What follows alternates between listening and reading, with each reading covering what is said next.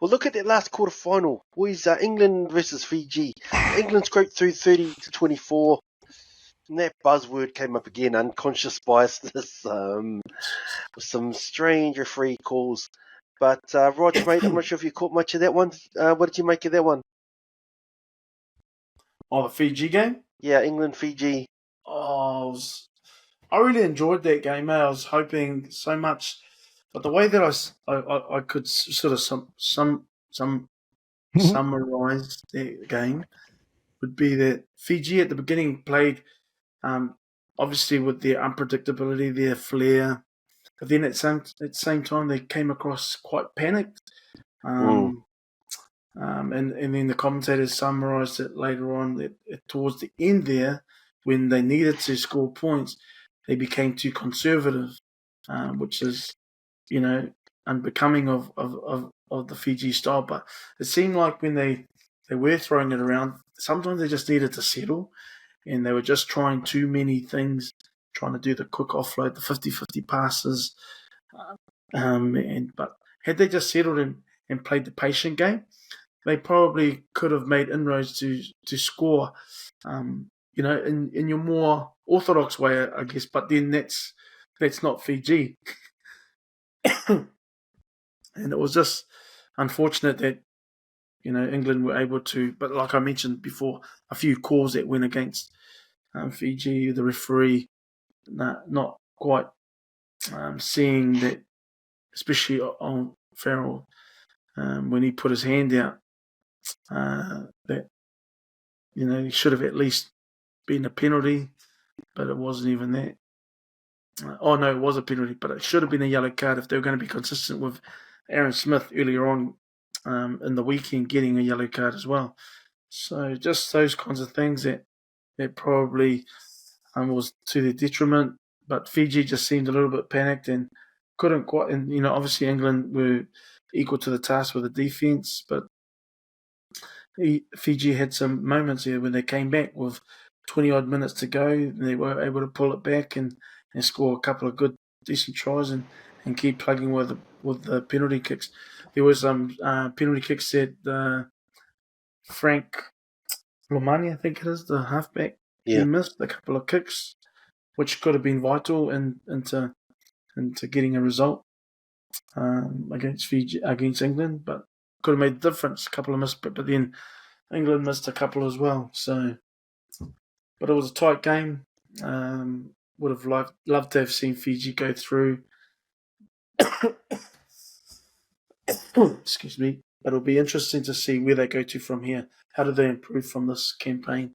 Because they were quite an exciting brand of rugby to watch, and again, building on all their players playing in Super Rugby, playing together, having players that are playing in the Northern Hemisphere. They could be a force to be reckoned with the proper resources given to them. Time together, cohesion can be created a lot better. But they got the Botia, man, he is a powerhouse. But I don't know if he's got another World Cup in him. Not sure how old he is, but he's an awesome player. The number 7 for Fiji. He's not your typical number 7 sort of build, but he can move for such a big man. But he is, they had some good players all right across the board. I was even impressed with their forward pack. Sorry, their scrummaging was so much they could hold against. They held their own against some of their these bigger powerhouses. But a lot of it comes down to not only the players in the front row playing in real good competitions abroad, but Graham Hughes. I'm not sure if you remember Graham Hughes, Joey. He's their scrum coach, or he's an assistant coach as well. Yep, so, for sure. Former Fiji international, as well as Counties Monaco player, and coaching the Taniwha of recent times too. Yeah, but I was just really impressed with Fijian scrummaging, because obviously we can talk till the cows come home about their outside backs and their rangy flankers, loose forwards, but their whole scrum as a whole, man, set them apart from our other Pacific nations. Samoa had moments as well, but Fiji weren't a pushover, and as we've sort of seen them in the past to be. Yeah. Yep. I agree with all that, man. Fiji, they've grown and they were flying the flag again for the Pacific nations as they usually do. And good that you brought up Portia. He's a real interesting character. He's at La Rochelle, and he, you're right, he plays traditionally number 7, but he also fills in for La Rochelle in the midfield. He can play 6, 7, 8, or 12, 13. And I don't know any other players in the professional game who can fill in there. He's also played a couple of games on the wing for La Rochelle. Got him as a centre, flanker, and wing. Yeah. Oh, true.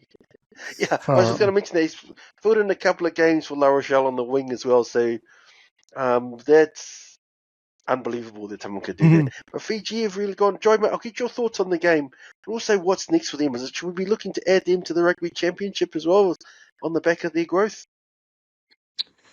Absolutely. Look, I think they are in ripe position to bloody be added, and I think they should. It's if World Rugby wants to be seen as globalizing the game in its truest sense, then a move like that to make Fiji part of the championship it's a given. It's a no-brainer.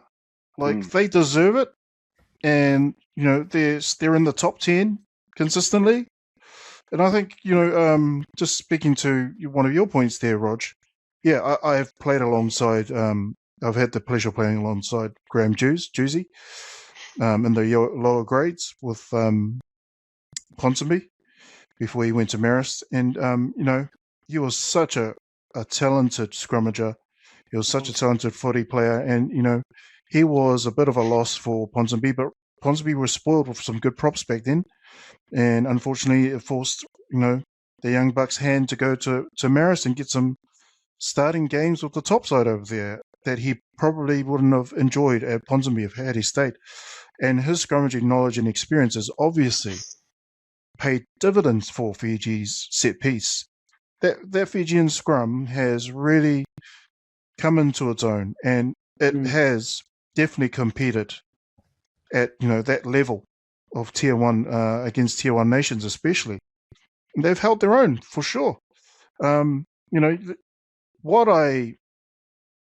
What I'm wondering now in hindsight for Fiji is whether that poor bloke Tuisova now regrets not going back for the funeral of his child. But obviously, it was a tough decision for him to make. I'm not sure whether he had any good advice or support from within, or whether, whatever led him to that decision to stay. I hope he can, live with it, and I hope it doesn't eat him up like I think it would. But that's obviously his business, and fair play to him and good luck to him, and I hope it doesn't take away from his amazing talent. Obviously, he's a fan favorite, and he's a real rugby man, a team man, and we love watching him.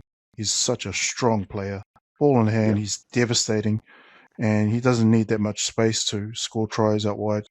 So it's interesting that they played him at 12, in the midfield as opposed to his normal wing position. I know him to play. He's a finisher. Absolutely. He's a finisher. He's not a battering ram. He's a finisher. He just knows how to smash out of bloody tackles. He knows how to get out of tackles easily, and it's better done out wide rather than in the midfield where he's probably not used to, the optimized level that we all know and love from him. But I guess the Fiji as a collective, honestly, it was such a joy to watch. And unfortunately, we didn't get to see them advance on further than quarterfinals. That's fine. I think the next World Cup will see an even stronger World Cup, stronger nations, closer than ever. And hopefully Samoa's up there. Hopefully Samoa can, and Tonga as well. I'd like to see Samoa and Tonga do better. They both had some talented players on both teams. And unfortunately, the results didn't go either of their way. But look, They both made their nations proud, made us proud. So yeah, well done to Fiji for flying the flag once again for the Pacific. It's always a pleasure to watch Fiji when they're at the height of their game, using their flair, but now they've added some structure to that. They're so dangerous. So dangerous. Yep. Yeah, I agree with all that. So congrats to Fiji. Well done, man. They weren't actually quite a tough pool when you consider, they had a couple of tier 1 nations in there ahead of them, ahead before the pools came out. So for them to get through, you got to give them some credit. And they are another team. All the teams, all the quarters were quite close. But they're a team who felt that they possibly could have won that quarter as well. So, no, there's 4 teams going home who will all be feeling like that, feeling like, shucks, we could have won our games. But it would have been amazing for Fiji to get through to the semis, like you mentioned. So hopefully they get added to that rugby championship and get, the World Rugby, and that can help to do a bit more to push them up to tier 1 status. It's interesting you guys mentioned the rugby championship, but there's that talk that it was even mentioned in John Campbell's article, about the World League or the Nations Cup, whatever they're going to be calling it. So some sort of top tier where a universal season that they have with some of the international teams, and that's going to be kicking off in 2026, so just before the next Rugby World Cup. So it'll be interesting to see who is included in that. Yep. And whether even the likes of Samoa, will they get a shot? So we don't know who's going to be a part of that. But again, it's something that, what are World Rugby planning to do with these tier 2 nations, such as the Pacific ones? So will they get a look into that, or will they be, what's the follow-up on the Six Nations with that small inclusion that Georgia and Fiji had a part to play in a couple of seasons ago as well? So yeah, that's right. That was interesting. With a lot of these rugby tournaments, a lot of it boils down to money. So that's why the Pacific teams have been left out for a long time, because they just don't generate the funds. And it's the same with Georgia. They don't have the same money. If you look at how much money Italy generate for the Six Nations, they're getting 50,000+ to watch them get pumped. So, the ticket sales are there, the TV viewership's there, and as long as that's there, they're still making the money, and they'll stay in there. Even though Georgia, theoretically, if they had been in there for the last 4 or 5 years, they'd probably be better than where Italy's at now. Big time. But that's the resources, right? Yeah. It's the resource behind it. And then, and then you get a scoreline like, with a France and South Africa, 29-28. It's understandable. These are 2 powerhouses in world rugby. But then you get a Fiji just losing marginally to an England, 30-24, or Samoa losing by 1 point. And then you look at the resource that's behind England, the time that they have together that they can only take for granted, because Samoa don't have that luxury, nor do Fiji, and yet they can lose by a few points. And John Campbell talks about it. Don't be sucked into the narrative of a noble defeat and the brotherhood and the beautiful spirit of rugby or the cup, because that's just an inconvenient dress up, because it suits the rugby's power imbalance and resources imbalance and opportunities imbalance too much. But it's just that there's not going to be an equal playing field. There wasn't back in 1991, and there still isn't in 2023. And yet we're going to get close results like this. Is it because of the improvement, or is it because of the resources that are behind the powerhouses? But yet, with all that resource, with all the time that they get together, they beat Samoa by 1 point. They just do enough. They beat Fiji by 6 points. And yet, Fiji and Samoa don't even have half of their resources combined as 2 countries. It's definitely tier 1 and tier 2 in every sense of the word, with the resources that they get and the help that they get. So it's really it's got to be on World Rugby. The overseeing organisation, and they have to have a bit more foresight about what the game's going to look like in 5 to 10 years, because Fiji could be something. They can legitimately be something in 10 odd years. If, the seeds and the embers that have started now are allowed to grow a bit more. But that's not going to happen. Similar to Georgia, they've sort of stagnated. They've been in the same spot for sort of, last 2 or 3 World Cups, where they've got some valiant performances, but they're just not kicking on. And look at where they are. They can't get much tier 1 games similar to what Samoa's getting as well. So, nothing changes if nothing changes, I guess.